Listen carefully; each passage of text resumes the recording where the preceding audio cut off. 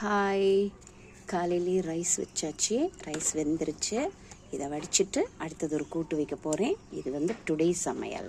இன்றைக்கி என்ன கூட்டுன்னு பார்த்தீங்கன்னா, இன்றைக்கி நம்ம பீட்ரூட் கூட்டு வைக்க போகிறோம். பீட்ரூட் பொரியல். பீட்ரூட் வெட்டியாச்சு.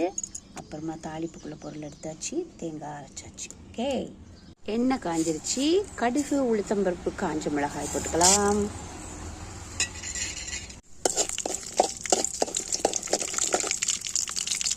கருவேப்பிலை போட்டுக்கலாம்.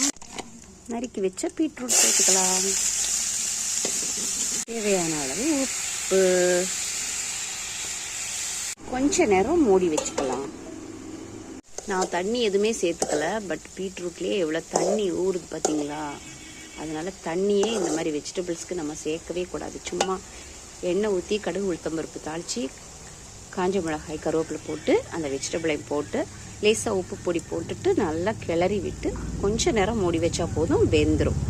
இந்த மூடியை எடுத்துட்டு அரைச்சி வச்ச தேங்காவை போட்டு மறுபடியும் கொஞ்ச நேரம் மூடி வச்சிங்கன்னா தேங்காய் மசாலாவும் வெந்துடும்.